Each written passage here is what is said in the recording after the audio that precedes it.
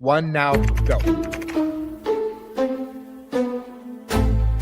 Whoa, whoa, whoa, whoa, whoa.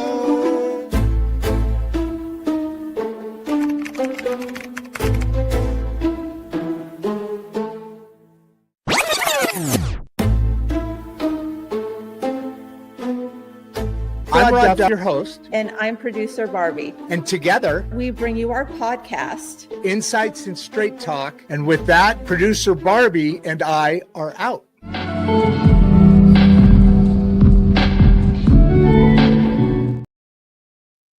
All right, folks, how are you all today? What a beautiful day. Sorry, it says hi. I should have taken that off down there, but we were playing around with some of the things that we do in the pre-show, kind of ops warm-up stuff. But good morning and welcome to Insights and Straight Talk. As you know, I'm Rod Duff here with producer Barbie. Today's conversation is not about success. It's about disruption, because most people here's the thing. Most people can talk about achievement when the wind's at their back. That's easy, right?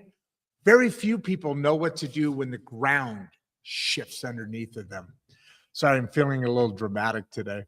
When the career you built collapses, right? When the marriage ends, when the burnout creeps in quietly and then suddenly all at once, when the identity you've been performing no longer fits. We don't talk enough about those kind of moments, not publicly, not honestly at all, especially not in a culture that rewards highlight reels. And that's who we are today, right? But here's the truth. Every single one of us will face what today's guest calls a lifequake, a disruption so significant that it shakes not just your circumstances, but your sense of self. And here's what fascinates me. It's not usually the disruption that destroys people. I've seen this. It's the lack of tools to navigate the transition. That's what's happening here. It's the internal story, the comparison. I should have been further by now, right? The quiet shame, the isolation. The great middle class right now is not just dealing with economic pressure. We're dealing with all sorts of crap, to be honest with you. We're dealing with psychological pressure, identity pressure in more than one way, purpose pressure, performance pressure in more than one way. And what happens when the version of you that got you here, that version can't take you any further? What happens now? That's where this conversation begins. Our guest today, Marco Stephano, has spent more than 3 decades working at the intersection of leadership, trauma recovery, identity transformation, and what he calls transitional intelligence. I love that. Not resilience in the cliche sense, not grind culture, but the actual capacity to detach, respond, adapt, and reinvent when life takes a turn you didn't plan for. He works and has worked with many leaders, entrepreneurs, fathers, high performers. Think of this show as kind of yesterday's show 2.0, when yesterday we were talking about how young men, younger men are disengaging. They're feeling society's burden on them. And they're pulling back. Their life is different for men today. This is that next stage, because finally, I think us men have a voice and are finally willing to step up and have conversations about things like this. people who look stable on the outside, but feel what? Feel disoriented on the inside. And I think this conversation is incredibly timely because we're, like I said, we're living in the season where technology is accelerating, expectations are escalating, and certainty is evaporating.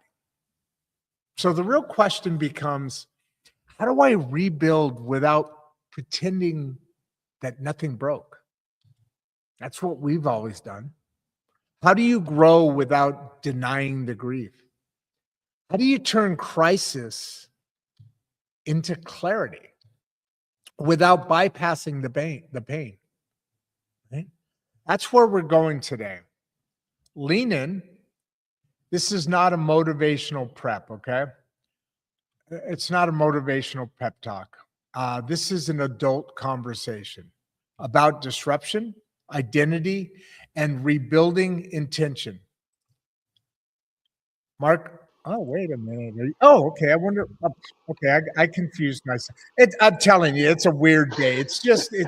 I've given in. It's a weird thing. I'm looking Good. down there and I don't see any picture. But when I clicked on it, you popped up. Fortunately. So, how are you? Good to see you. I'm very good. I'm glad this conversation up. You know why I'm so glad this conversation's starting up, besides what I told you about in the green room? You know why? Nope. Do you know why? No. All right. The reason is because I really need to have somebody take over and make this a professional episode today. I don't think I'm going to be able to do this. I don't know why I'm off, whatever's happening. So you're going to take and do most of the talking today because it needs to become back to this is a professional show. And today it's not acting very professional. So I need you to step up and become the host today. Okay. Is that a fair deal? That's a fair deal. All right. No worries. So I asked you. All right. I asked you back in the comments. Okay. Yeah, I asked you back in the green room. I said, "Look, can we start at that inflection point that puts you onto the journey that brought you here today with us?" Meaning. Some people have gone all the way back to birth. I don't know if that's the case here, but what is that point where that journey, as people are just warming up their coffee, give them 5, 10, 15 minutes to kind of settle in, and they bring a lot of these questions into the questions later on because people really like hearing what brought you to get you to do this. So take it over. I'm going to shut up and sit back and enjoy you for a little while. Yes. Well, that's a good question. I think for me, it has been an accumulation of things. So for me, it did start before birth even. And to explain that. Okay. Build on that. Yes, build on that. You're not getting away without building that sucker up. Hey, by the way, we have almost 200 people here and we haven't even got started yet. So obviously your message struck a chord with some people. Go ahead. So before birth, I want to hear this. Before birth, and I think I have to go back then, of course, in time. I think my parents, particularly my mother, was probably in a not good in a relationship with my father at that time frame, with a lot of tension. I am the youngest, and I think in that process he didn't really want me, and I internalized that, and I always felt from the start. And of course, when you grow up, you become more aware of it, not as a child, not as a baby, or when you're young. But was this inner sense of I don't belong. I always felt an outsider. So from the start, you could argue there's already a false start, because when you're born into uncertainty, well, who am I then? On top of that, as the relationship dynamic increased, I perceived it. Remember, when people grow up in a family, every child will have a different experience. So there is never, the same. So for me, I was more perceived as the problem child, which has a huge effect on my personal emotional development.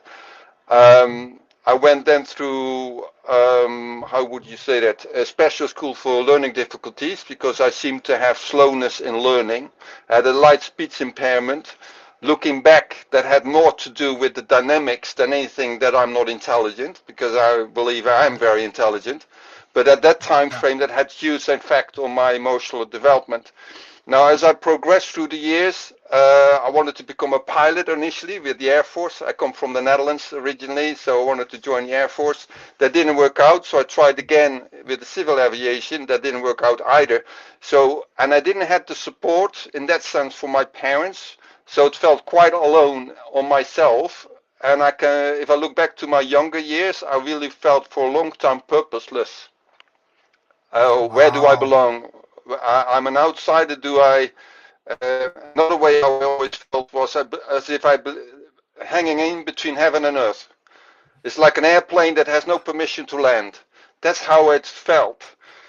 And of course, a lot of things happened. One of the significant things that happened was that my father turned out to have a double life, which of course was huge collapse for my impact for my mother. That happened in a time frame I was really making a big transition spiritually. I had a spiritual encounter. I was Protestant raised. God was more in a sense of somewhere there and I'm here, and it didn't really felt close. But the spiritual encounter that happened in my bedroom was basically an awakening. And I always called it the baptism of love. I was listening to a song, and the only way I can describe it was as if a shower was switched on above my head, and it beamed. The only way I can describe it, it beamed straight love, straight from the top of my head to my toe, through my own body, and I collapsed immediately. And it was straight through. Yeah, completely straight through. And I felt so accepted, so embraced, and yet also so convicted. So there was no hiding, but not in a judgmental or condemning way. It was just basically being fully embraced, but at the same time, you couldn't hide. It's maybe a bit weird to try to describe, but that was my awareness of my relationship with Jesus at that time frame. That didn't mean that, paradise then was arriving. I went through a lot of other challenges. Part of that was being evicted from my own parents' house.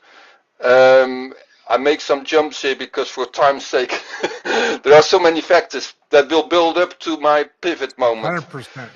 Okay, so I had not a clear start at school. So after the special education, I went different school systems. Then I tried to find work. I had 3 unemployment seasons, all kinds of temporary jobs, very dissatisfying, not really clear direction in a way. Besides that, I had this awakening. I got then eventually married with my best friend, we fell in love, we got married, we had a beautiful honeymoon, and then basically developed further. We always had a sense to move abroad. We both had that conviction. So there came an opportunity, which was now more than 20 years ago, to move to the UK. I initially wanted to go to the States, but that for all kinds of different reasons didn't work out. But an opportunity happened in the UK, so we moved, which was really a miracle move. And again, disruptions come in many different ways. When we moved to the UK, there was a coalition of happenings all at the same time. I received payment from a former employer because of benefits, but they offered me a job that I refused, and they created a court case against me. In other words, I had to pay all the money back, and I had to prove otherwise. That happened. Then my wife her job went basically on the list of being made redundant because the company went bankrupt. We were part of a church that went through a church split, and then I had an estrangement experience with my parents, basically, not wanting to see me anymore. That all happened at the same time, in a time of 6 months. And we then also we moved. And I really said so when we moved, still this court case concerning me was still hanging around, right? Right. But when we arrived in the UK, we got a letter basically saying that I was right and they were wrong, so they owe me money. But I've learned early on, in order to move forward in life, don't wait till everything is settled, because most people were telling me, Marco, you need to stay here, wait, sort this all out. And I say, no, I feel we need to move, we move. And that happened. We became part of an organization. We got involved with certain initiatives, started my own business, initially in design, branding and design, helping people, small business and medium-sized businesses with their branding. And then things turned out not completely as expected. The promises that were made by leaders didn't fall through, so huge disappointment. And then I think looking back over the years, somehow it started to affect our relationship with my wife, and that resulted sadly that she developed an affair and basically moved out. So that was really painful, and that became my rock bottom. So that became a moment of where everything collided. My marriage, I lost my best friend, I lost friends, my finances were gone, I was almost homeless. Church-wise, it didn't really felt supported, but only with a few people who were trying to support me in the best way possible. But it was a huge crisis, so traumatic that I wanted to contemplated suicide, because unless people have gone through it, betrayal, besides divorce, that I didn't want it, because I still believed that we could either, work things out, but it became obvious that wasn't the case. But then the loss of home, the loss of finance, the loss of friends, the loss of stability, Damn, dude. it all erupted. Now, when that happened, and this tends to be common, any life quake, as I would call it, and I make a differentiation with life quake and life disruption. Life disruption is like losing a job. A life quake is many disruptions all together at once, and that's what I believe. Yeah. You're setting up the first question I'm going to put up here perfectly. Brandon is asking you the question you're setting up right now, because he's asking you to personally define a life quake. And what you just said, sure, life happens, things happen, but you know what's funny, as you were describing what you were going through there, this 6-month period of this life quake, literally going to, I know exactly what the hell you're talking about. Same series of events too. Yes. So it's a life quake tends to be an accumulation of things immediately at one go. That's for me. Looking back, it was they call it PTSD. I didn't have post-traumatic disorder, but I did have post-traumatic stress. Probably for a couple of years, because your mind is basically can't cope with the overwhelm of the loss of everything. Which basically means I couldn't think straight. So I hope that clarifies. So a life quake is an accumulation of life disruptions together, often with some aftershocks, because the ripple effects tend to affect more areas of life. So for me, the aftershock was I lost 20 kilos within 6 months physically. Wow. That was one. I faced homelessness, which eventually didn't happen, which I'm thankful for. But it's additional stress factors that starts to then work on you, and how do you navigate? Now, the next moment, so the reason why I said a bit of my birth till now, when a life quake happens, it tends to trigger previous trauma that is not properly dealt with or addressed, so it starts to be amplified, and that happened as well. Hold on. Did you say it when a life quake happens, it tends to trick? Was that the word you said, or did I misunderstand you? Trigger. Okay, that makes more sense. Okay, now I get what you're saying. Go ahead. Yeah, no, it's good, always good. So it tends to trigger any previous wounding that is either not being addressed, so it becomes basically even more intense. Now, in that time frame, I did some counseling to help me deal with the grief and the loss of a marriage. I think it's a subject matter that I think still a lot of people don't realize, that when a relationship dies, not because of a physical death, because a loved one passed away, there's a death of a relationship, but there is no burial, there's no funeral. There's still a loss of dreams, there's a loss of things that could have been and is no more. And so that is grief, besides all the other things, I had a business that went down, not necessarily in bankruptcy, but for some reason it just started to collapse. So I lost clients, not because I didn't deliver, but for some reason it just faded out. So all the financial security was gone, relational security was gone, the residential security was gone, and then my spiritual security was challenged, because I think my faith journey has been the one of deconstruction and detoxing and reevaluating all at the same time. So it was really, well, where's God in this whole thing?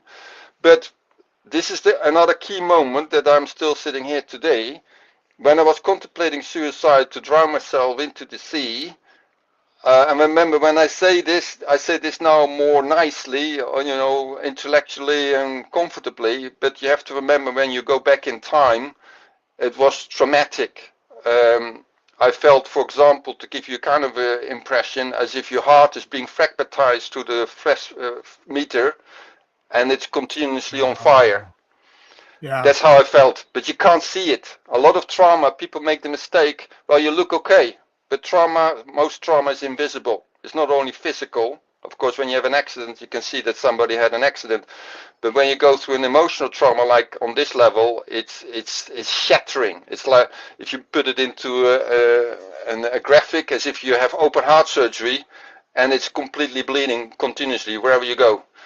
And then on top of that, it's on fire. So you don't know how to, and that is intense pain. It's such a much pain that I thought, I have to end it. I can't do it anymore. I don't know where to go. So I was contemplating that. And then on the next moment, when I was groaning to the silent heaven, I wrote a poem about this many years ago. I didn't say a nice prayer, God help me. It was more like a groan of help in imperfect way. The next moment, a peace cloud came over me, and it's the only way I can describe it. It was so thick presence of peace that completely saturated me internally. I became completely quiet. I stopped crying. I just was completely calm. And the next moment, I had a vision of Jesus smiling at me, and I knew it immediately was him, because internally he voiced to me, Marco, do not worry. And when I heard that voice, I immediately started crying again, but I can tell you there was a different crying. It was a crying of relief. It was a crying of hope. It was a crying of I'm being okay. And it was, weird thing was, it was already night, and I saw the sun rising. So it was really a spiritual, looking back, it was a spiritual encounter that prevented me to act upon, to go basically further. That didn't mean that everything was sorted, but it triggered for me a journey of inner transformation. And one of the things I've learned early on, and this is where a lot of people, I think, sometimes really struggle, it's not what happens to you, but how you respond that determines your outcome. Now, I had the fortunate experience that prevented me to choose exit, and I'm thankful for that. I know that for others that hasn't happened, and I don't have explanation for that. That's really difficult. There are no easy answers. I can only relate to my own story. So, but I did recognize, if I'm responsible now, how am I going to respond? Then I need to invest in what happens between my ears and what's going on in my heart. So from that moment on, hold on a second. So you said you need to invest what's in your heart compared to what's happening between your ears. Is that what you just said, correct? No. What I mean was you have to invest time, energy, and resources in order to improve what's happening between your ears. So you're thinking, okay, and what's going on in the heart. Because what's going on in your mind. What do you mean by invest? What do you mean by invest? Mean spend time on? Go see some? What? Yes. This is part of that digging down. What do you mean by invest in? Seeking help. That means either a therapist. I sought help initially for dealing with my grief, but there came a point that I realized I need to get hold of my future, which I think is a key part of what I do now, because I realize And just take a side note here, I'm counseling trained, so I know all in that sense, the dynamics of human development and psychology and all that kind of stuff. But I recognized when I went through my counseling, there came a point of I need to get hold of my future. And this is where I believe, and I might be biased here or not objective because I'm passionate about it, is why coaching is so powerful, because coaching is about what kind of life do I want to create. It's not about dealing with my past, it's about where am I now and what do I want to create. And that's where I started investing in training myself, either through books, through seeking coaches, seeking training, with the aim of my mindset is the key in all this, because this is the interesting thing, and I learned this the hard way. When crisis hits us, we don't rise to the occasion, we fall to the level of our preparation. That is such, when I was preparing for this, and I think it's in the closing monologue. I don't think I put it in the opening monologue. You know, I write these things out ahead of time and kind of figure. But when I saw that, because you don't rise to an occasion, you fall to your preparation. That's how I put it. It's just simpler form of what you just said. I love what you're doing there. That makes, talk about a mindset shift, because people are, by the way, there's 500 people on now.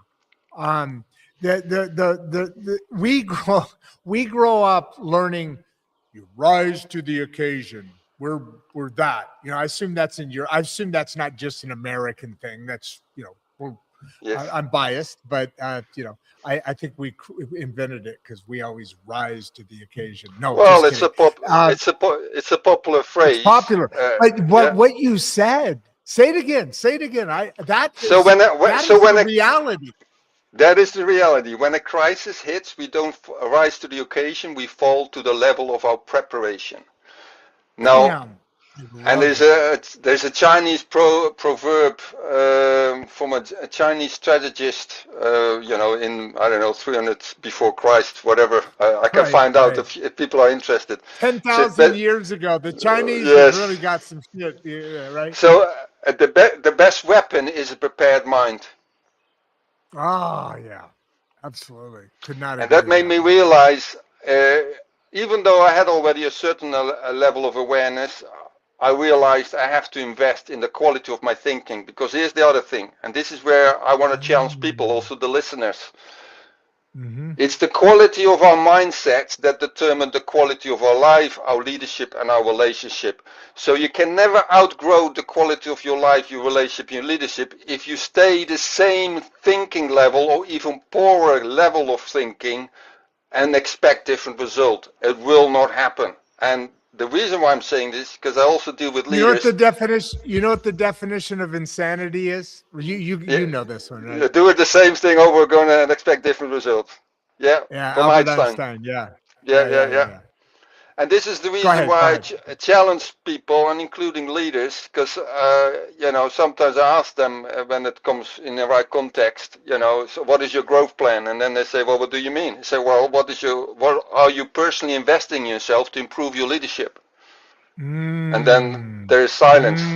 They say, well, how can you expect to grow? Because if you do not grow, I can guarantee you create already your own ceiling. And if you create a ceiling, all the people you are influencing will hit that ceiling. And those who are having more aspiration or more desire, they will hit it. And they either then realize, I'm going off because I want to keep growing. So if you do not grow yourself, which to me is an ongoing life journey, hence I call myself a life learner, is that you have to stay improving. But that's not only what happens in the mind. It's also dealing with the hard wounds, dealing with the emotional baggage, dealing with any trauma that hasn't been dealt with, because this is the other side of the coin. Any stuff that is not dealt with, that always will spill over in our relationship, in our leadership, in any way of form. And that's why I will always emphasize the best leaders, and I would say the best individuals, are integrated people, and that means not that they are perfect, but they have developed the awareness of their triggers, how to neutralize them, how to develop emotional intelligence, how to identify emotions and not let their emotions dictate the show, but recognizing I'm feeling this, which is fine. It's not to judge them, it's to process them and to validate them and express them, and evolve. That is the key. And I think looking back, and this sounds maybe weird to say, I do not recommend this to anyone because it's hell. I think for the first couple of years, probably 3 to 5 years, it was like as if I was in a mental war zone. Even though physically you could say, well, it seems to be okay.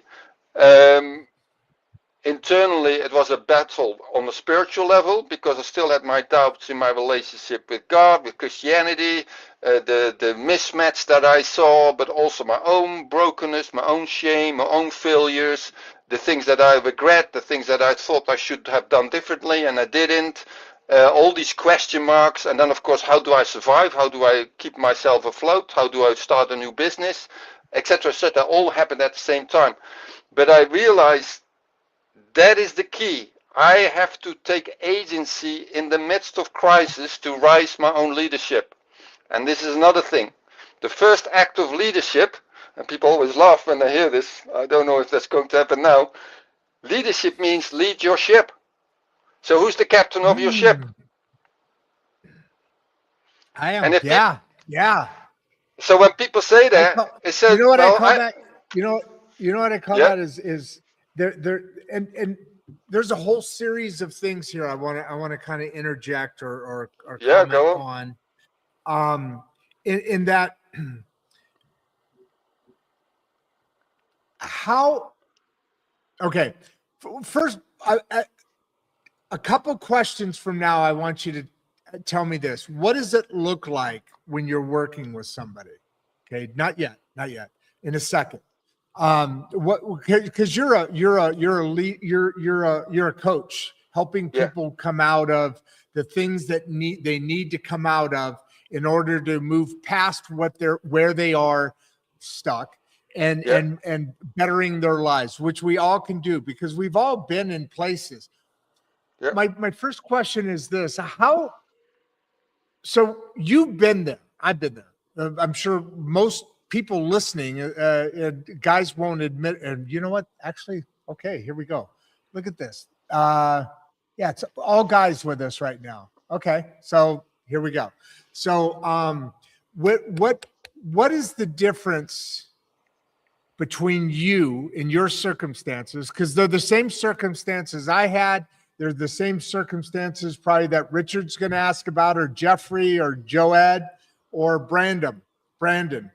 But what's the difference? So we all have, look at 70%. The divorce rate now is like 70%. So, and I mean, you look at people. I've won and lost millions of dollars. We all have had our entrepreneurship. Especially you've got to, because life is not a straight line. It's a journey, right? And so what is the difference between somebody like you that was able to set lights along their journey so they don't keep falling off or they can get back on when they do fall off, and somebody else that doesn't know how to do that and then needs to come to you? What do you think the makeup is? You had a really bad growing up. I mean, you have probably the best excuse of anybody I've talked to. And I've talked to a lot of people. I do it for a living, right? Now I do. Well, it's not really a good living because I actually pay for the show. It's not paying for itself yet. But someday it'll be my living. But why were you able to now be not only come back from it, successfully managed your life into the forward steps that we're talking about now, but in addition to that, are now stepping beyond that success of your own life into being able to say, hey, I'm going to reach out a hand. I'm going to give you a hand. This is how I dealt with this, and more and more and more and more.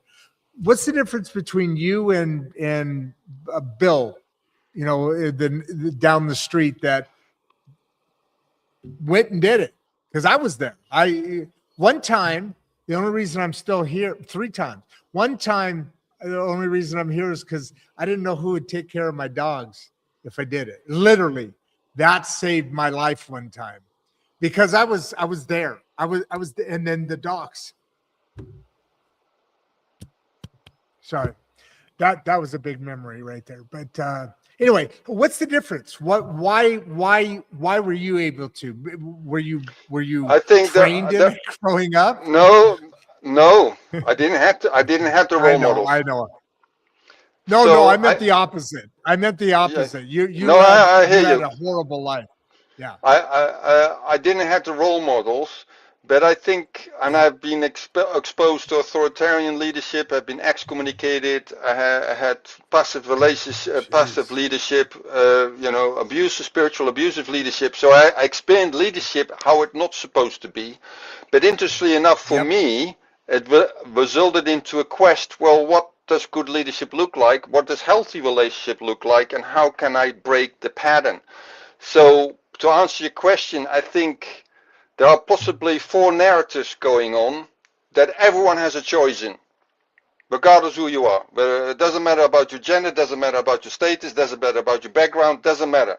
There are 4 narratives that we all have to challenge with, and they may pop up in different areas at times. So are you ready? Yep, I'm ready. The first one I call the hero.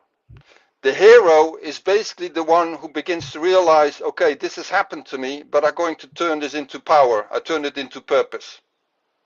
The second narrative is the healer. Yes, this pain happened to me, but I want to dig out my treasure and heal from it and then pass on that wisdom to others so that they can benefit. Okay? And then the third one and the fourth, the third one is the helpless. This happened to me. I blame you because you're the cause. You did it all happen. And so what tends to happen is, and I don't mean it in any way, please hear me. When people work with me, it's a safe space, okay? But for the conversation's sake, I have to sometimes create contrast so that people get the picture clear. When you're helpless, you basically make pain your residency. You're paying your residency. When you're okay, hold on. Let me think about this. You're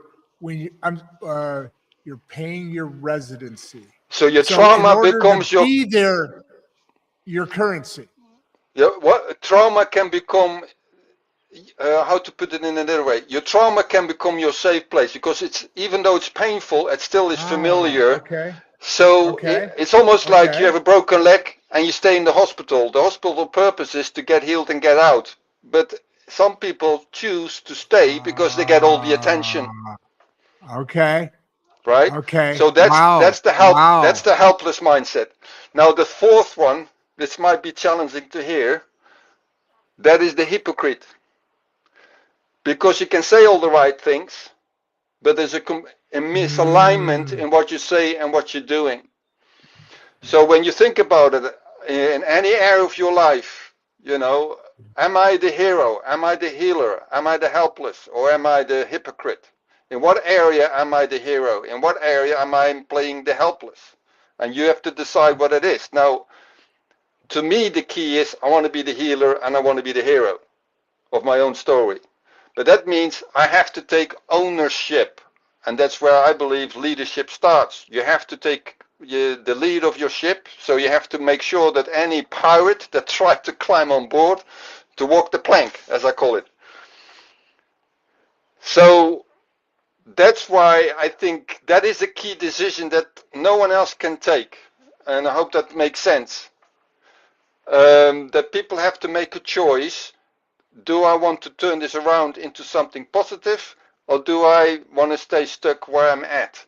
Now, I would say, besides that internal decision that no one else can do for you, there are, I call it the growth fertilizer, the 4 C's, that I believe, again, is applicable to anyone.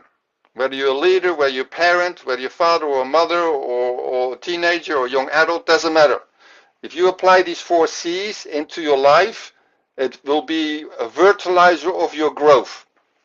Now, the first C I talked about is the willingness, the courage to invest time, energy, and resources in yourself, in your own growth. which I just touched upon, being the healer and the hero. The second C is about consistency. In order to change, you have to be consistent. You have to be willing to unlearn and relearn. And that is not a quick fix. So many people want a pill in order to have change. But if you want to change something that you've done for 20 years, that's not going to change in a week. So consistency will be part of that growth process. The third C, and that's where I think a lot of people may feel challenged, be coachable. Find a person to help you in your journey, an outsider who will help you to see your blind spot, the things that you don't see yourself. This is what accelerated my growth, right? And then the fourth C is surround yourself with champions. And what I mean with that, people, it doesn't have to be many, but it needs to be safe people. Now, what do I mean with safe people? People who are good listeners. Now, people say, well, I'm a good listener. Well, let me clarify. That means no advice giving, no biases, no judging, no fixing. Not, I tell you exactly what you need to do. That's not listening. Listening is creating the holding space for somebody to express themselves and be a support, be an ally, but also to relate to their destiny, not to their history. They tend to be growth-minded. They are not blamers, they are not shamers, they are not complainers, they are not naysayers. They have a sense of own agency and therefore will be a stimulant in your life. Now, research have shown the people that you surround yourself the most with, which tends to be 4 or 5, they will determine your growth or your lack. So you have to be very careful and be discerning, well, who do I allow to influence me the most? And that can sometimes be, you know, when I share this with people, some people said, oh my gosh, that means I have to change my relationship dynamic. I say, well, that it's not about being unkind to people, but maybe you have to reevaluate, well, wait a minute, who do I give more access and who I maybe need to put more boundaries in place? That tends to be a big one.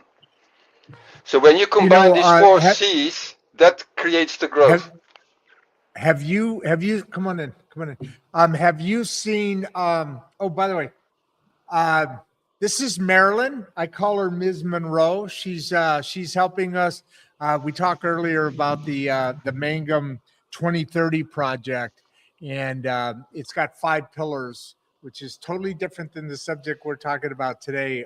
But with that, she's a stand up. Give us a flex. She went from addiction to being Where are they at? built right here, right there. Oh, right there. Right there. I can barely see one. Yeah. Here, let me do this. I'm going to take you off stage for a second. There you are. Yeah. Oh, we got everybody coming. Oh, did it come in? All right. And it's our man. I was like, do you have anything about it? He's like, oh, let me go check. Perfect. That's our new sponsor. So Marilyn, so I just wanted to, she's going to come in. We're working on this program to rebuild rural America. It's part of the Regeneration School Project, part of Voices at the Table, part of Ms. Monroe, Marilyn Monroe. You get the little joke there. But she's building her own little army over here. And so we're going to talk a little bit after the show and go through some things that we're doing. But I invited her to stop in. She's doing a series with us on health. So we'll hear more about that. Sorry to just jump in on you. You're going to hear about Lifequakes. As a matter of fact, if you want to hang out for a little bit, why don't you watch and just kind of join in, and then we'll jump in and out. See, Mangum, you know why I'm here is because they got young ladies that are just amazingly smart and gorgeous. We love Oklahoma here. He's from the UK. No, you're from Dutch. Denmark, but you live. No. Dutch. I'm from the Netherlands. Netherlands. And you live in the UK now, right? Yes. Richmond, London, UK. International. Do you just Oh yeah, I'll still be on this. Okay. Yeah, you just give me a holler back. Okay. All right. Say bye to Marilyn. She's I'm gonna kick her out of here because she's annoying me. All right. So so there's a lot going on right now here in this town, and we're in the middle of this arc, and the beauty of what we're doing is is in those 5 lanes, there's these different subjects. This right here, do you kind of lean in more towards men's mental health in this? I look at this as a mental health kind of thing, or is it equally I distributed? I deal with anyone from male, female, regardless of gender or even regardless of age. I coach or mentored from 20 onwards to people in the 60s. Doesn't matter.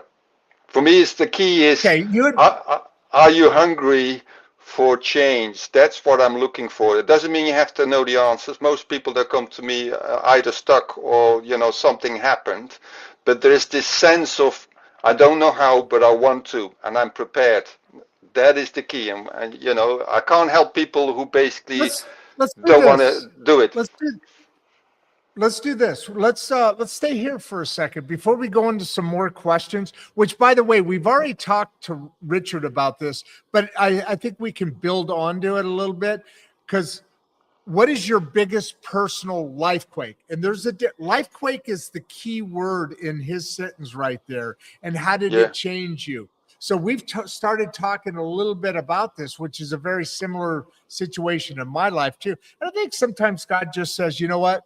You're for me. Can I talk about myself for a second there? Would you mind that too much, Marco? If I talk about me? Yeah, that's fine. It's your show. Are you shocked that I would want to maybe talk about me? Can you pick that up from my personality a little bit? You know how I look at this. It is this. So this is not originally what I was going to say, but as I was thinking about this whole Lifequake thing, and then I started thinking, wait a minute, you and I have had similar journeys.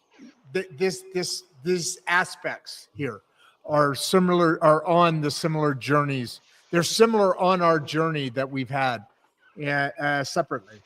And in that, it fascinates me because I've started kind of, and I'm not a coach or anything, but I get to talk to a lot of really smart people like you. And people say I'm one of the luckiest guys in the world because I literally get free advice of at least an hour to an hour and a half, 6 days a week, man. People are coming to me and we have these conversations. I mean, how awesome can that be? That's all I do all day besides screw around with my kids and my grandkids and people like Marilyn. But my point here's where I was going with that. At the end of the day, how do I put this? So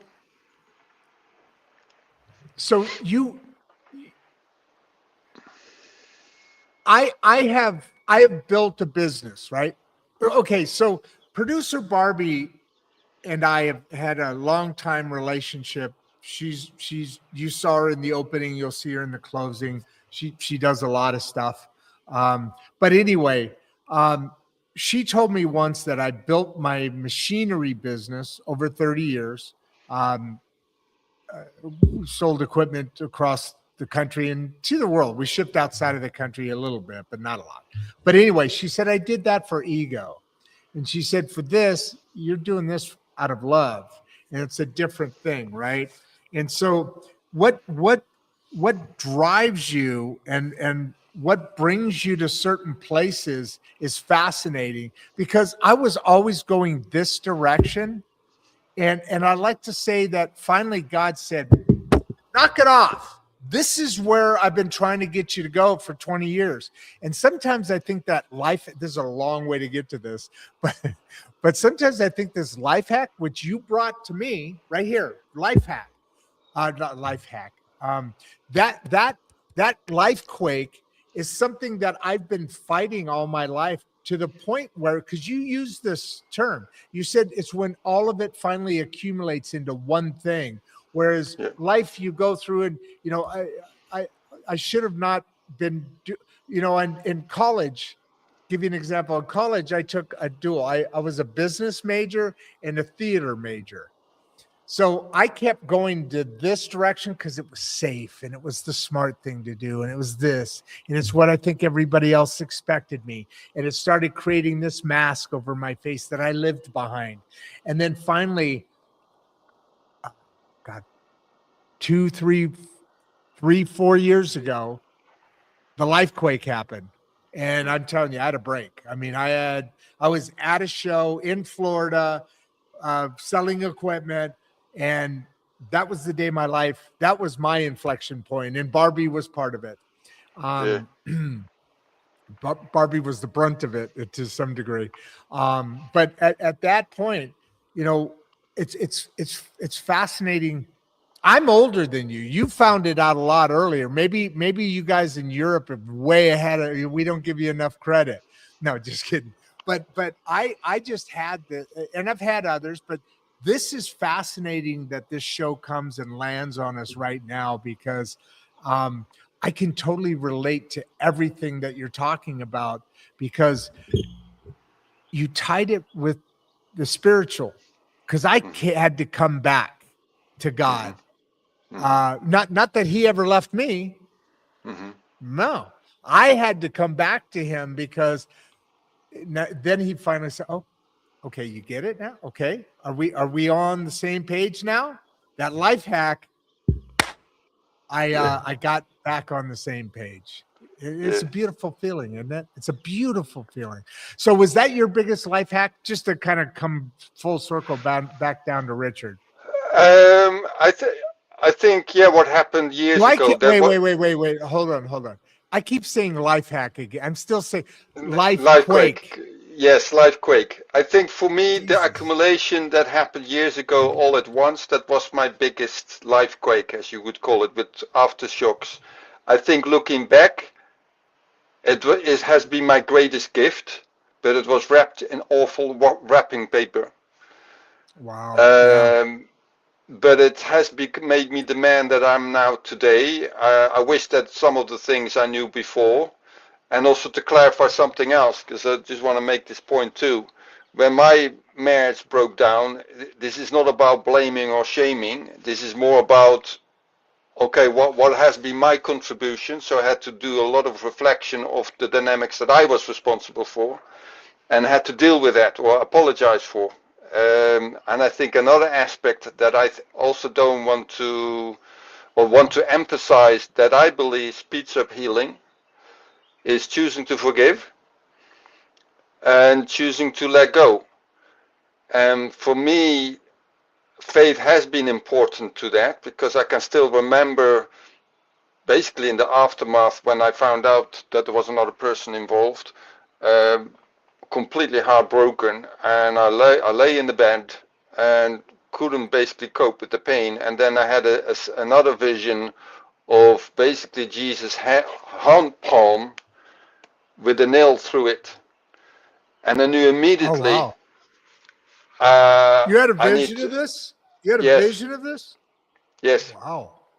And for me, it was a reminder of I need to choose to forgive.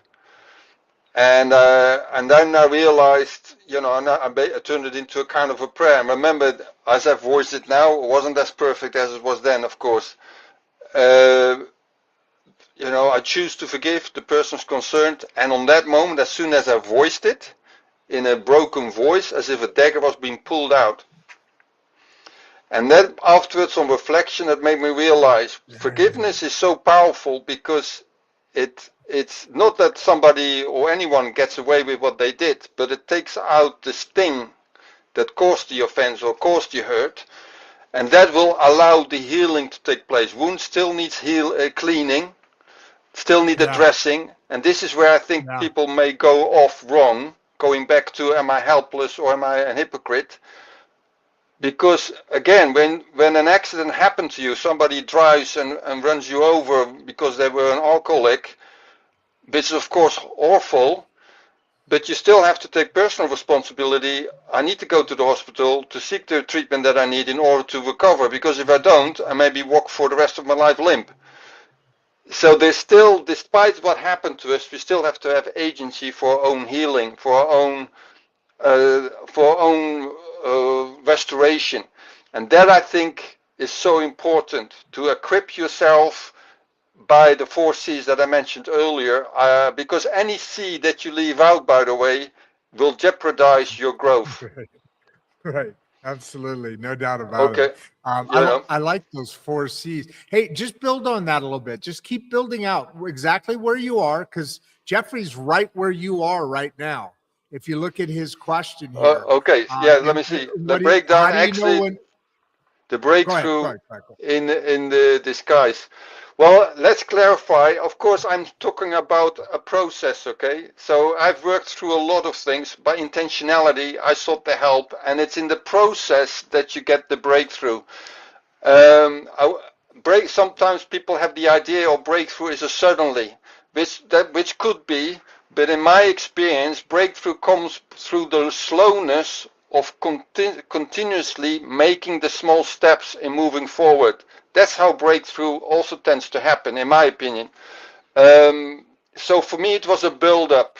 So that's why I said earlier, when the crisis hit, I started to invest in my own mental health, in my spiritual health, in order to change my inner world, so to speak.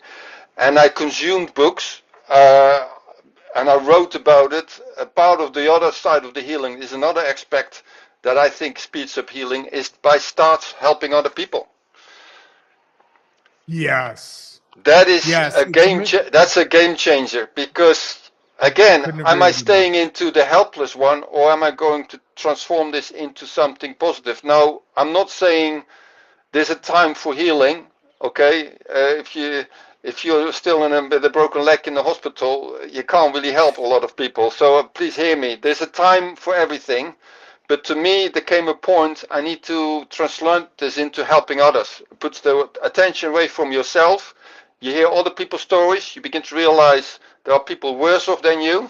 Yes, there are people better off than you. It doesn't matter, but you start to be focused more on other people's stories, other people's pain, other people's challenges. And that's where I really got excited, because that's where my purpose, my why, which I discovered in the midst of my crisis, basically started to drive me and then help me navigate through life. So to answer your question, is the breakthrough suddenly? I personally think it's more a process as long as you're consistent with it. It's like Well, no. picture.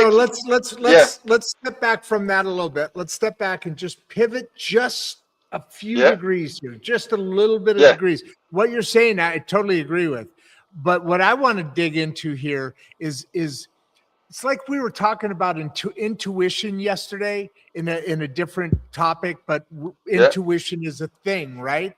And gut feeling and all this stuff. So I want to you've got exactly. I totally agree with what you're saying. But now let's just pivot a slight bit and get a few more degrees and ask this breakdown.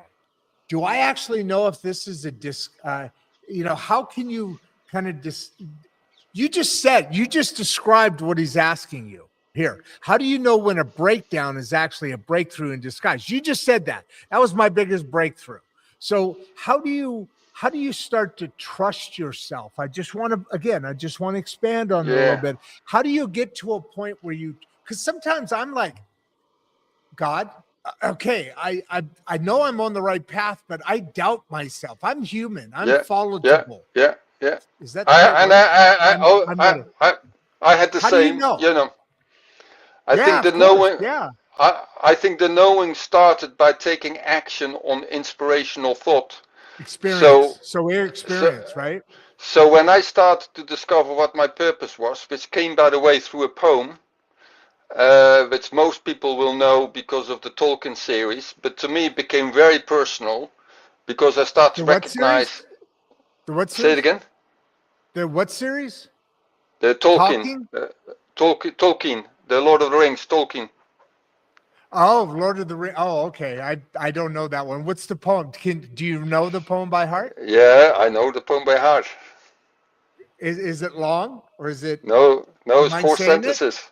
Yeah, no, of course Say I it. want to Would say you it please because read it to us? Let's get it on film. It's on yeah, record now. Go ahead. yes. From the ashes a fire shall be woken, a light from the shadows shall spring. Renewed shall be the blade that was broken, and the crownless again shall be king. Oh my God, that's awesome. I'm sorry. I don't know a lot. I know everybody in the world knows Lord of the Rings. I don't know that well. That's a beautiful poem. And it is powerful.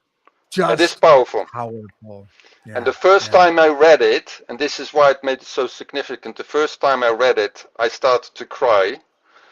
I felt a burning in my heart as if something was being imprinted. And I was asking myself, what the heck is happening? Why am I so impacted by these 4 sentences? And then suddenly it just hit Hey, me. dude. Oh, sorry. You know, we've Yeah. been going over an hour already. Oh, that's fine. Do you know? I mean, I just looked up at the clock and I'm going, holy crap, it's over an hour already. 500, almost 500 people on. Go ahead, finish with what you were saying, but I just wanted to So, bring that and up. the reason why it was so powerful is because it was a summary of what I was going through. From the ashes a fire shall be woken. Jesus stated that he will not sniff out the burning wick. When I had that experience at the sea, he ignited my passion again. He ignited the flame for why I was existing. And he activated it. He didn't sniff it out, he activated it. That was the first thing. A light from the shadow shall spring. That is about instilling hope. Hope is a very powerful ally. But I have to say it's a spiritual hope. It's not a soulless hope. Soulless hope has no traction. It's spiritual hope that gives basically a sense of going beyond. So those two were significant for me when I look back, because one ignited the burning passion that I feel that energizes me. The other one is awakening my spirit that that sustains me. A strong spirit can sustain you. A crushed one will break you. And then the third element, which was really powerful, because I thought I lost my purpose in life. It was completely shattered to pieces. And what the phrase basically said, renewed shall be the blade that was broken. I believe personally we all have a sort of purpose that's being forged in the crucible of life with its own inscription. And it's an inscription that is unique to you. It's its own life message. You can't copy it. You can't steal somebody else. It's the only one you can wield. It is you. And that is yours. And so what I felt through it, which I now basically get very excited about, my purpose is basically the only one I can wield, but it's born and forged in the crucible of fire. And so when people say, my business, for example, sometimes people say, well, I'll wait till I start my business when I have the finances sorted or I feel more secure. And then they ask, some of them, I have more the courage to ask, say, well, how did you start my business? I say, well, you really want to know? And I said, yes. In the midst of a crisis, I had nothing. Mm-hmm. My first client I met on the street. That's how I started. So purpose is an important one. Didn't matter.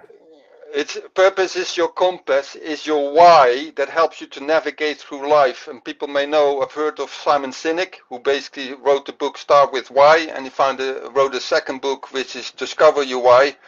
I think it's very important also for your personal life, and research again have shown people who have known their purpose, they live longer, they have much more meaningfulness in life than those who don't.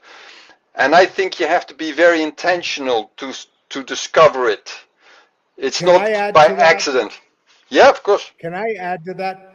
I want to get to, we actually have a woman on here, and she's not all guys with a wink. I don't know think about where that comment was. She's obviously commenting something we were talking about earlier, not all guys. But to what you just said, have a purpose. I'm glad you said that, because it allows me to be able to bring up one of my favorite examples.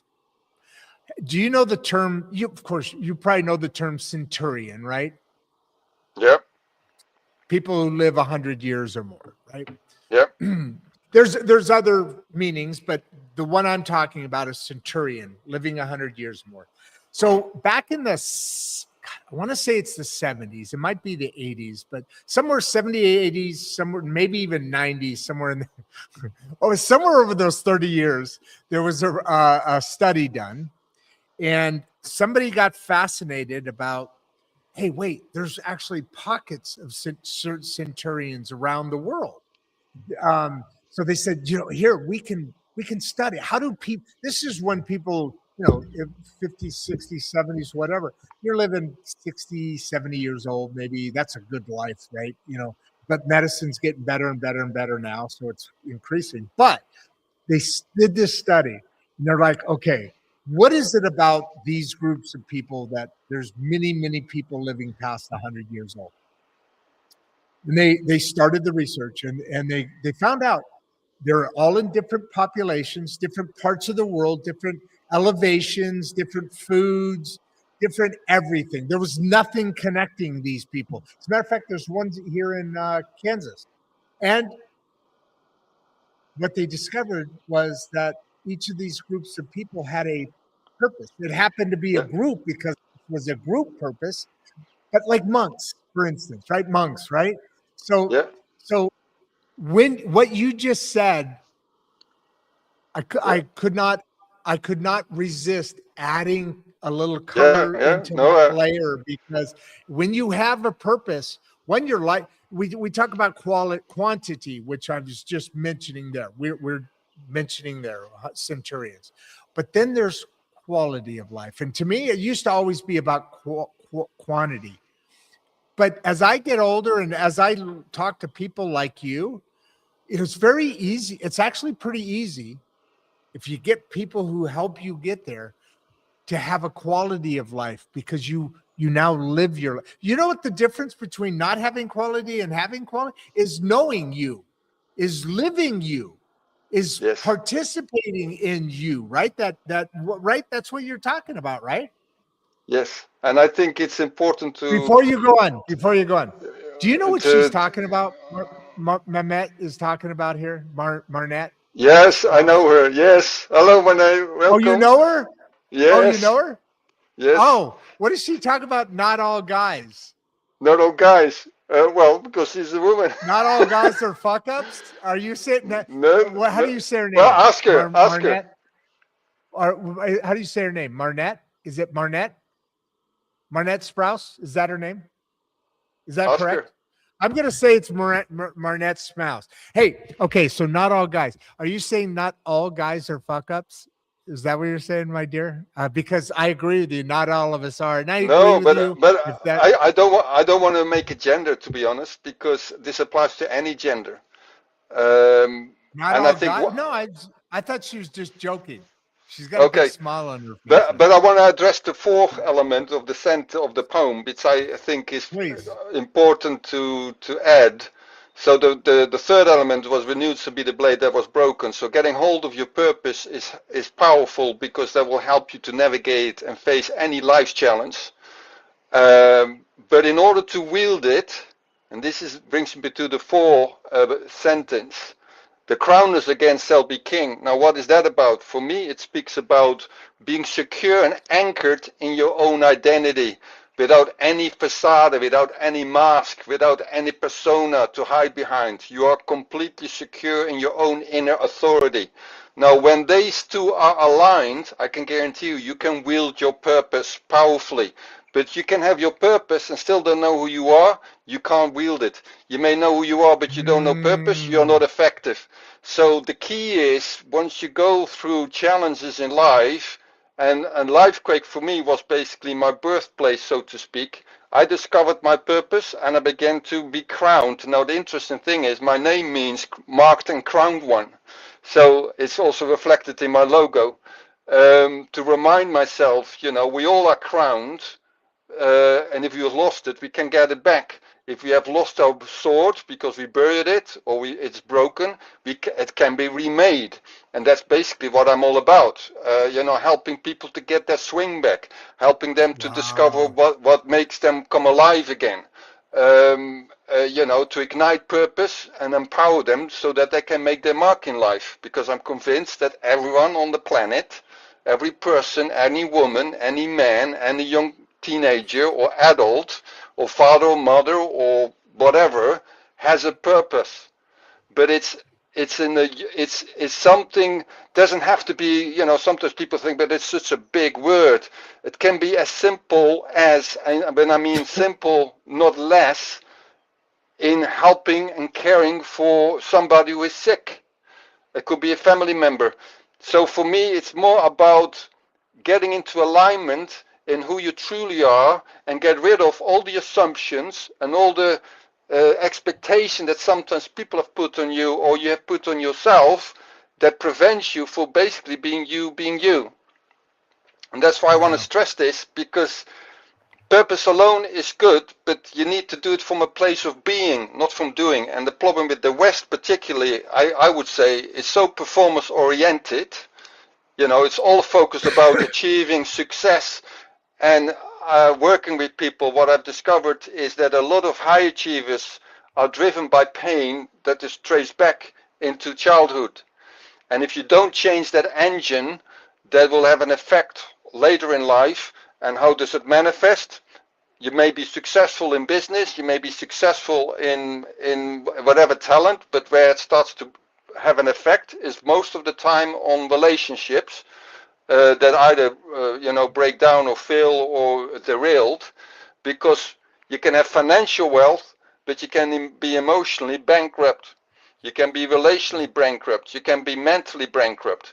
And so the key is, for me, to live a fulfilled life is coming into alignment, is coming into an integration. And so happiness, this is another buzzword that people sometimes say, oh, I want to be happy. But most people don't realize is that 90% of our happiness is internal.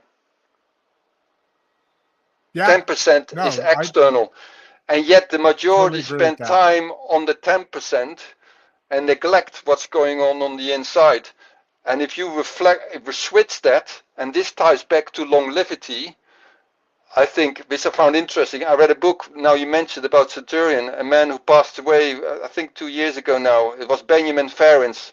He's 105 years old, and he was one of the persecutors of the Nuremberg trials. And he's 5 feet tall, as far as I remember, and I read his book, Make It Count. And it's basically a story about his life. My goodness. If I hear correctly, there was some of the interviews, somebody said his passion is contagious as a nuclear reactor. And I'm thinking, my goodness, if that would be said of you when you're in your 80s, 90s, or 100, what is that telling you? Yeah. And that to me is very inspirational. That's inspirational. And he lived for something. He helped to found the International Court of Justice Crime Against Humanity, which was, I think, established in 2005, if I'm right. But correct me if I'm wrong. But he was so passionate about law and not war. And most people saw him as a kind of conscience that provoked people to think more about these matters. That to me was somebody who was living his purpose. And that's, and look, he was a centurion, 105, you said, correct? Yeah, 105 years. That brings it all together. I want to get on a couple of these questions because we're starting to really fall behind on these, and we're coming up on an hour and a half. I know, how are you doing on time? You said, well, let's see. I still have time. Yeah. You got about 5 minutes, right? No. I have some play time, so no worries. Okay. I want to get to some of these questions though, like Joe here, Joe Shepherd. Let's say, what's the first mindset shift? Now, we haven't talked a lot about burnout. We talked about all these things, but burnout's part of it, and that falls in the same area, because when you're working your business or you're working your life, sometimes it's just, I've had that. We've all had it. So what's what's shift? Just real quick. Right. Let's just hit a couple of these real quick. What's a shift someone should make after burnout? Burnout is an indication that your body begins to give signals that you're out of alignment, and it's basically already, you have waited too long. Now, when that happens, then you basically have to slow down and you have to evaluate where, in some reflection, and possibly seeking help either through therapist or coach or mentor, but involve an outsider to discover, well, where's my misalignment? Where am I draining energy? Where am I energizing? What do I need to stop doing? What do I need to start doing? Or where do I need to put boundaries in place?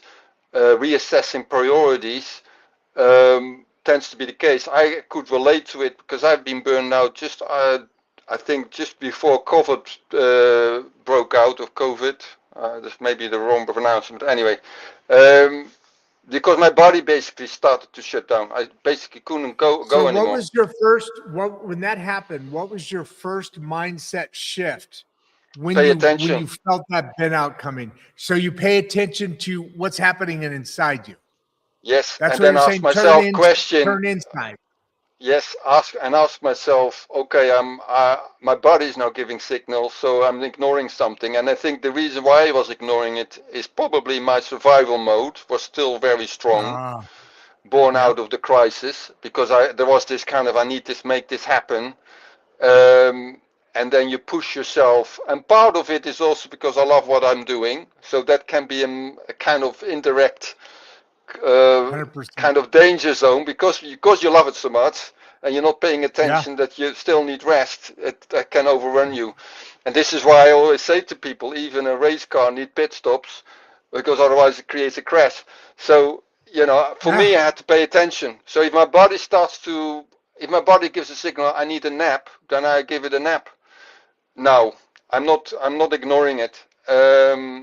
But also ask myself questions, what am I focusing on? Is something out of alignment? And am I doing something that I'm supposed not to be doing? Because that's another thing of the coin. And this is a complete different discussion, but just to top on it. Hold on. Don't shift. Because we've got a lot of questions here. We got a lot of questions. I get where you're going, but that's going to be covered here in a second, just so we don't trap back and forth. That's the beauty of these folks. So just let's move forward a little bit. Just staying in the same arena, same dirt. But Brandon here, can trauma ever fully heal? Okay. Or do we just integrate that trauma into what we're doing? How do you look at that? And don't expand. Well, quick ones here. We got a couple real quick. I do think we can heal. But I think it's more a process. And remember, we heal not in isolation. We heal in relationship, but healthy relationship. I always say to people, we get hurt by people, but we also get healed by people. I'm not convinced that you can't do it all alone. There's sometimes a tendency that people want to hide in isolation, partly because of what has happened, which is understandable. And I had initially the similar response, but I quickly realized I need to seek help. I need to expose myself to safe people in order to allow new perspectives, but also to heal and to receive love. And so to answer this question, an integration is an ongoing journey that will not be perfect in one moment. There will be certain breakthroughs as you stick with it. I do believe you can be healed, but that tends to be by experiences that override the earlier experiences. So I had certain encounters that override my negative experiences, and we all need that. And those overriding experiences tend to be so powerful also on an emotional level, because remember, the emotional brain is what most of the time needs an experience, not our logical brain. And to clarify that, we may know, for example, that we are loved, but our heart doesn't. There you go again. Go on. Stop doing that. Stop doing, because I was actually saying the heart. There's three brains. There's the brain of the head, the brain of the heart, and the brain of the gut feeling, right? Gut instinct. The emotion that's tied to the brain of the heart is exactly what you're saying. It's the strongest, because all the head's really doing, it's logical, sure, but that's more gut a bit. But all the brain's doing is facilitating what the heart and the gut's telling it to do and sending out those chemicals to create the actions. So Danny here, how can leaders, and I like this one. I really like this because we talk a lot about authenticity on this show. And the reason we talk a lot about authenticity on the show is because when I had my break, everything that I compartmentalized in my head over the years flew out there, and it was all over the floor. I even wrote a really cool poem about it that's actually published. But that then was that mask. All the mask was covering was all these compartments, and I finally blew it out. And you know what happened? And producer Barbie helped me with this. for me, now you answer this, but for me, how I would say to Danny here, how can leaders stay authentic? Not that I'm a leader, but how stay authentic during an internal crisis? To me, being authentic is what helps bring out the internal crisis, helps you work through that. Being authentic to me has changed. Me being authentic has changed my world dramatically, to where it used to be challenging and difficult. And I always had to think about what they were thinking, and how did I do this? And, that overthinking thing, that all stopped when I started becoming authentic, because then all I had to be was me. Yes, I can relate to that, but I would add an additional dimension Please. in response also also in response to what he said, for how can we stay authentic when we go into internal crisis. I personally believe there will still be a need for involvement with somebody else, but that needs to be somebody who is safe, Yes, who listens, who has empathic, who is not judgmental, has no bias, has no fixing mode whatsoever. Because to become more authentic, we need authentic people around us. Yeah. Because that will to draw it even more out. But I think it starts with you being real, by how you are with your emotions. One of the biggest mistakes I see happening is when people feel emotions. It can be through a loss, a grief, of a death, or by suicide, or by an accident, or crime, whatever. That people start to suppress it, or self-medicate it by all kinds of medications that are out there, and not allowing the emotion to surface. So for me, authenticity means also to acknowledge I feel sad, I feel angry, I feel anxious, I feel bursting, whatever the emotion is, to allow it, to acknowledge it, to express it in a safe context, of course, not that anyone needs to be threatened by it, but it needs to come out. That to me is also authenticity. But I would say also healthy people around you.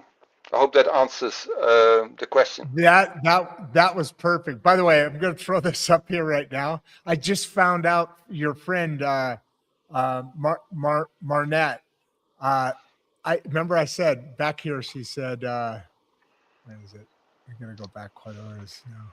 Where are you, Marnette? Come on." So I was asking you, what does she mean by not all guys? So what she was saying is there's not only all guys on here, there's girls too, is what she was saying. You had mentioned that only guys were on the show. Okay. You Well, got at the caught out. time, that's all I said. I got called out. I did, and I deserved it. Okay, so speaking of, I skipped a couple. So speaking of not being a guy on the show, I'm jumping around here a little bit towards the end. How old are you? I am. How old I am? Is that the question? How old are you? Yeah, you. How old are you? How old not the question. you think? How old am I? How old are you? How old are you? I'm terrible at that. Don't embarrass me on my own show. How old are you? I'm 56. Oh, Jesus. Okay, yeah, I would have been way off. I was thinking you were like in your 30s. Fuck, really? Oh, you gave me a high five. Thank you. Thank you. We got a man crush going on here. So I'm 63. So god dang, dude, you don't have no gray or nothing. Good for you. Yeah. What advice would you give someone starting over at 40 or 50 though? Get hold of your why. Get hold of your purpose. Get hold of what makes you come alive, your passions. Realign it with your core values. Find something that you want to pour yourself into, not because somebody else tells you to do it, but something that is more aligned to you. And that's basically what I do with my Lifemake process, helping people to discover what it is, what you really want. Is that what your coaching's called, Lifemake? Yeah, Lifemake Mastery is basically helping people who are invested in wanting to rediscover what I'm all about, and whether that may lead to, I don't know, because you see, I work bespoke with people because there are no copycats here. Although I have some guidelines in my mind, It's tailored on the person concerned to discover what is it what they want, what is their purpose, what are talents, what are their needs, what kind of life do they envision, what needs to happen in order to make that happen, and then coach them through that process in order to make it happen. Not me making it happen, but of course empowering them to make it happen. So it's really a journey that will lead into an outcome.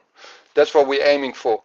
So when you're in your 40s or 50s, be willing to ask yourself the tough questions, and possibly there always will, I would say, ask somebody to help you in the process.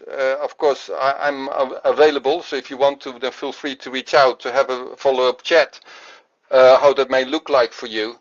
But be intentional about it. I see too many people waiting or delaying. And this is what was born in my crisis. A lot of people wait for the perfect condition for their dream, but then it will die in anticipation. So you really need to be proactive, and being intentional to find a way to discover. And if you think, well, I feel stuck or don't know, then that's a great opportunity to work together in order to find out, just as I did when I look back. There's another question. I was running there because I want to make sure I got this one right. How can a high I'm going to performer? start clipping Oh, these right. over.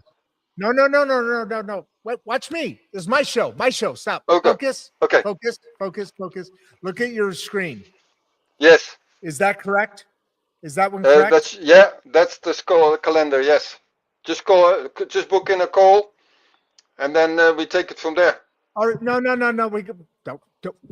Short answers here. I got a lot of those to go through. So let's come back here. So what I want you to go through, and I'm going to start putting some of these out. I just want to make sure that these are correct. High performance. This is really good. I like this because the word he used early, he added on, because high performance people are going to recognize late. They aren't going to recognize it early until they just crash. So how do you recognize early? How do you recognize early emotional exhaustion? We rarely think about our. Yes, that's a good question. And one of the things is by having a conversation with somebody else to explore your foundations. I don't know if this will help. I do think it will help, because I had a guy who basically initially said, well, I don't need you. I'm a self-made man. And very successful in sales, and yet we had a conversation, and I felt inclined to ask him by intuition, what would happen to if you lose all your money?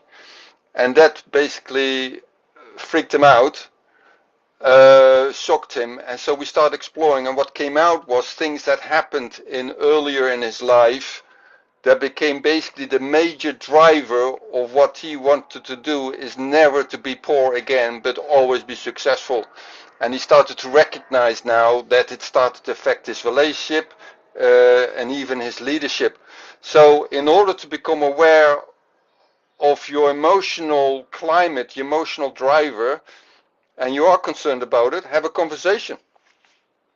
Because our drivers are most of the time started in our earlier childhood, the conditioning. Most of the time, performance mindset is in a high demanding, critical environment, conditional love environment, where you are more validated by what you do, not for who you are.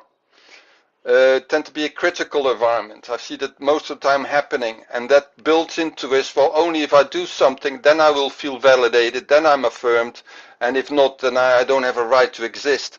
And that, of course, is very painful to know, so therefore they become driven to succeed. I hope that makes sense. Makes perfect sense. By the way, if I'm going to come back to your friend here, she answered perfectly. But if you notice these middle ones, like the LinkedIn one and the WhatsApp one, I can't snip them out of there. So I did this one. Okay. Actually, I didn't do that right. That's not right, is it? Okay. No, that's right. They're connected. Just give me your LinkedIn on the private chat? Yeah, I will do it. I do it separately. It's probably helping you better. Would you do that? Because there's no way to clip that out. So it's pronounced Marne. That was all. Pronounced Marne. Thank you. Also, Marco. Here, read this. Read the rest of it. This was all. Okay, thank you. Oh, Marco is highly qualified. Ah, that's sweet. Oh, no, go back a sentence. Go back before that. She says, Marco is a highly qualified and gifted coach. Yes. And then what does she say? Thank you for this conversation. And then back here, what she was saying is that I was wrong. Thank you, Marnette. I was wrong. Okay, I was wrong. That it wasn't just guys on the show. There were girls on here too. So this is the last question. And then I'm going to want you to run from here into your final statement. You know, what do you want to leave everybody with? There's still almost 500 people on. We're at an hour and a half. When we still got several minutes, I'm sure. Oh, good. While you're doing that, I'm going to copy and paste this over. Then I'm going to throw you in the green room. I'm going to wrap up, and then I'll hook back up with you. We ought to do keep in contact. Do something like you're talking about a number 2 kind of thing. So here's the question, Rochelle, and I love this name. My favorite author, Hemingway. What daily habits build transitional intelligence? Which I love this. It is a good question, and the key of that is it incorporates the 4 C's that I mentioned earlier, and the shortcut answer would be develop a growth mindset, because the growth mindset will teach you, besides the curiosity, the willingness to be open-minded and to learn, to become adaptable, to be flexible, to reinvent, and to be creative. I would say will stimulate transitional intelligence. But I think the key is don't do it alone, though. So many people stay stuck in when they go through life disruptions or even lifequakes, and you could get quicker out of it if you start to involve somebody. And that's why I love what I do, is to involve a guide to help you navigate your changing landscape, whatever the changing landscape is for you, in order to develop a stronger transitional intelligence. But I would say it starts at least with develop your growth mindset and stay curious, be open-minded, and surround you with the right people. Was that your final comment? Was that what you want to leave everybody with? All right. Give everybody a big wave. Actually, no, I'm not going to let you get away with that. I want you to talk more. I want you to give about 2 more minutes. Go for it. Because I'm still clipping and snipping. So give me about 2 more minutes. Give me a slow wind down so I know that you're finishing instead of all right. Yes. Let me transition. So what would you want to do? Let me transition. All right, go ahead. Finish what you were saying. Add a couple of minutes, would you? This. Yes. In the movie, in the world of TV, they say this. Yes. Draw it out. So to develop your transitional intelligence, it's in combination with a mentor or a guide and people in a cohort, as I would call it. People who go not necessarily maybe through the same situation as you are, but also go through a life disruption, so that you can be a support to one another in order to stay focused and to move forward. That I think would really help, and I think also change the relationship with uncertainty. There's something I am thinking about to write a book about, with the theme of dancing with uncertainty. I think uncertainty will be part of our lives, yet we are not necessarily well prepared for it, how to deal with it. And I think we need to change our relationship with uncertainty, not seeing it as a threat, but more like a dance partner, so to speak, learning how to dance with it in a safe way, not as a threat way, if that makes sense, in order to navigate life, because life, as we know, is not linear. It has many hiccups, mess ups, speed ups, comebacks, setbacks, you name it. And another thing I really would love to highlight too which I see is necessary in our society. We need to come back to more to listen to one another, because our technology advancement may have appeared that we are more connected, but I realize increasingly, and I see it also in London, we live in our own world, and we are not able anymore to talk to strangers, because we see that already for all kinds of different reasons as a difficulty or as a threat, or we don't know what we want. But we have lost the ability to just be interested in one another by just listening, by just being No, interested we in haven't. another person. We haven't. I think in that case, we haven't lost that ability. I just think we're not using it right now. I think media Yes. is the ruler. I think we're all caught up in having ideology Yeah. in politics instead of having politics be an idea. There's a difference. When it becomes your ideology, you can't talk to somebody else. You can't have discourse, because then it becomes a personal attack. And that's Yes. the thing that's screwing with us really, really, really bad right now. Give everybody a big wave, brother. That was an awesome freaking show. And your partner there, I'm leaving her up on the stage. Quick question before you give the wave. Before you give the wave, let's do it again.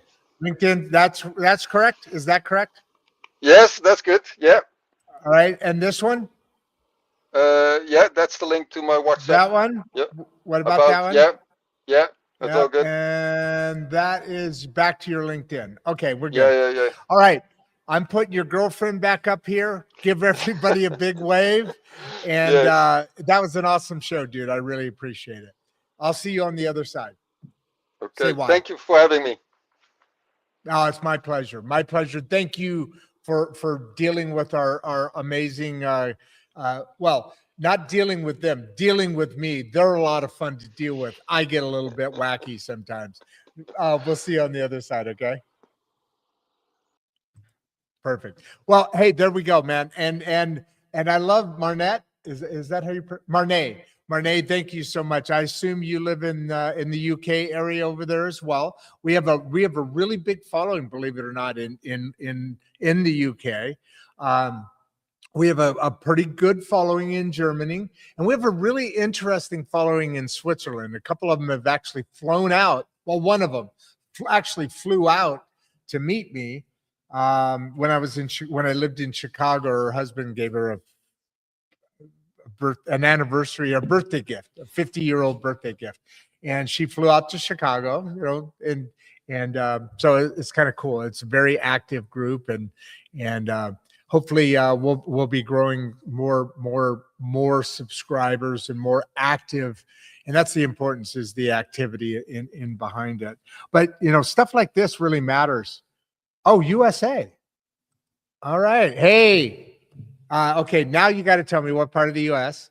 Are you on the East Coast? Are you? I'm down here I'm in Central Time Zone, just north of the border in Texas, in Oklahoma. Love active guests. It's so fun. Okay, here we go. We're gonna get the last one. Friend of Mark. Yeah, I knew that. I knew you were a friend. But where do you live? All right. So going back to Marco, let's finish this puppy up. And you know what? That was a hell of a conversation, wasn't it, folks? I mean, do you agree with me? It was a lot of fun. And here's why, and here's what's sitting with me right now, as far as this all goes, is a Lifequake is not the end of your story. It's an inflection point. I thought that was important. Great combo. Washington State. Hey, I was born in Washington. Love Washington. What part? It's an inflection point. Okay. Right. Does that make sense to you? It's the moment where the script you were following no longer applies. Make sense? And you're forced to decide whether you're going to collapse or create. And there it is. Most people don't fail because they lack talent. They stall because they were never taught how to transition.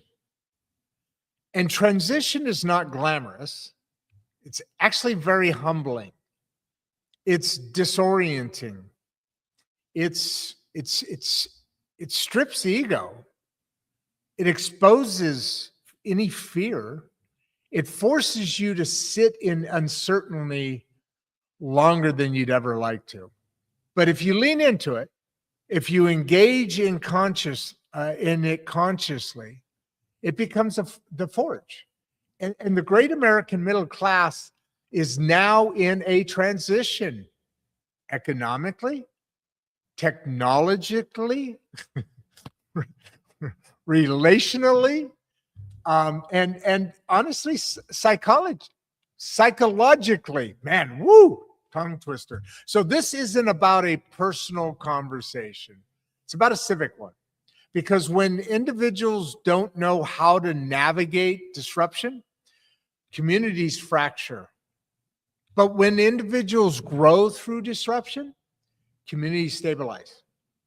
That's why conversations like this matter. If something in today's episode resonated with you, like Marinée, please don't just quietly engage. Drop a comment like you did. Share where you're in transition. Tag someone who needs to hear this. Share this episode. Subscribe to Insights and Straight Talk on YouTube at Rod Duff 1939. You hear that, Marne? Join the deeper written reflections at insightstraighttalk.substack.com. Watch more than one episode. This is really a key thing. And I know everybody wants you to watch more than one episode. Of course, there's a marketing thing in that. But that's not why I say that. Watch more than one episode so that you can feel the ecosystem. Understand the rhythm of what we're building here. This is not a normal show because this isn't just content. This is a table and you have a seat at it. Share this episode with someone navigating a lifequake. Invite them into the conversation. Let's normalize rebuilding without shame, without performance, without pretending. Producer Barbie and I will see you on the next one. Stay grounded. Stay curious. And when the ground shifts, create. I'm Rod Duff. I'm your host. I'm out.